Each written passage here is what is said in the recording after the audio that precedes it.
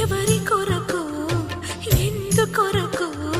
సాగించు పోరాటము ఇల్లు విడిచి పల్లె విడిచి ఎన్నాళ్ళు ఈ నరకము